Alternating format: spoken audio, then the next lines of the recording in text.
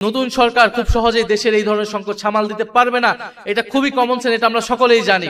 এই সংকট সুরাহা করে জাতীয় ঐক্যকে টিকিয়ে রাখুন, না হলে এর পরিণতি আপনাদেরকে ভোগ করতে হবে। জুলাই সনদ বনাম জুলাই আদেশ, তারা বলছে জুলাই সনদ তারা অক্ষরে অক্ষরে পালন করবে, কিন্তু জুলাই আদেশটা অবৈধ।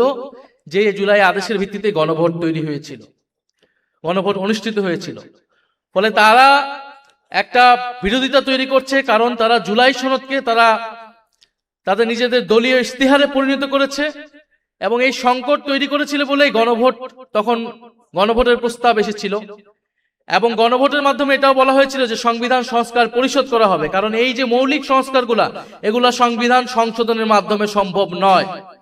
সংবিধান সংশোধনের মাধ্যমে সংবিধানের ফ্রেমওয়ার্কের মধ্যে কোনো মৌলিক পরিবর্তন সম্ভব নয়, সেটার জন্য একটা গাঠনিক ক্ষমতা এই সংসদকে দিতে হবে, যার নাম হবে সংবিধান সংস্কার পরিষদ। ফলে জুলাই সনদ বাস্তবায়নের পদ্ধতি এটাই হবে। কিন্তু আমরা দেখেছি সংসদে তারা নতুন করে একটা মুলতবি প্রস্তাব এনেছিল, যেখানে তারা বলার চেষ্টা করছে জুলাই সনদ কোন পথে বাস্তবায়ন করা সম্ভব, জুলাই সনদ কোন পথে বাস্তবায়ন সম্ভব, সেই আলোচনা ঐক্যমত কমিশনেই হয়েছিল। ফলে প্রধানমন্ত্রী এবং তাদের প্রতিনিধি হিসেবে ঐক্যমত কমিশনে সেই সময় যারা ছিলেন, বর্তমান স্বরাষ্ট্রমন্ত্রী, তারা সকলে কথার বরখেলাপ করেছেন। তারা তাদের নিজেদের দলীয় ইস্তিহার দেওয়া সেই ইস্তিহারের বরখেলাপ করেছেন, জুলাই সনদের বরখেলাপ করেছেন এবং গণভোটের গণরায়কে তারা বৃদ্ধাঙ্গুলি দেখিয়েছে। এটা সকলের কাছে এটা স্পষ্ট হয়েছে। এটা আমাদের দুর্ভাগ্য।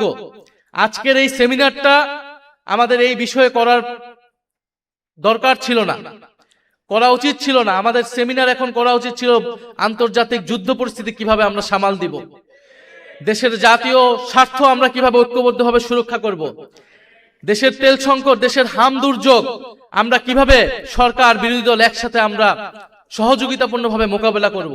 আমাদের সেমিনার এখন এই বিষয়ে হওয়ার কথা ছিল।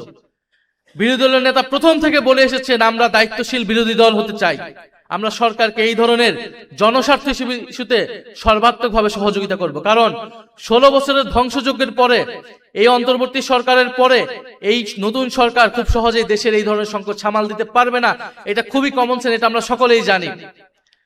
গতকাল 10 জন শিশু মারা গিয়েছে হাম দুর্যোগের কারণে। সারা দেশে হাহাকার, আইসিইউ পাচ্ছে না সাধারণ মানুষ, এবং তেল সংকটের কথা আপনারা সকলেই জানেন। কিন্তু আমাদের দুর্ভাগ্য, গত 16 বছর যে রাষ্ট্র সংস্কারের কথা আমরা বলেছি, লড়াই আমরা করেছি, অন্তর্বর্তী সরকারের গত 1.5 বছরে যেই জিনিসটা আমরা আলাপ করেছি, এখন আমাদেরকে ঠিক সেই বিষয় নিয়ে কথা বলতে হচ্ছে, সেই বিষয় নিয়ে আলাপ করতে হচ্ছে, সেই বিষয় নিয়ে আবারও আন্দোলনের প্রস্তুতি নিতে হচ্ছে। এবং জাতিকে এই দুর্যোগে টেনে এনেছে বিএনপি, ফলে বিএনপিকে এর দায়ভার এবং এর পরিণতি ভোগ করতে হবে, এবং এর পরিণতি খুব সহজ হবে না। ফলে এখানে আমি আর কথা বাড়াবো না। যারা আজকে এই সেমিনার আয়োজনে এসেছেন, বক্তব্য দিয়েছেন, আপনাদের গুরুত্বপূর্ণ পরামর্শ আমরা নিব এবং আমরা সামনের জন্য প্রস্তুতি নিচ্ছি। এবং সরকারকে এখনো বলবো যে সময় আছে, দ্রুত সংবিধান সংস্কার পরিষদ গঠনের মাধ্যমে এই সংকট সুরাহা করে জাতীয় ঐক্যকে টিকিয়ে রাখুন, না হলে এর পরিণতি আপনাদেরকে ভোগ করতে হবে।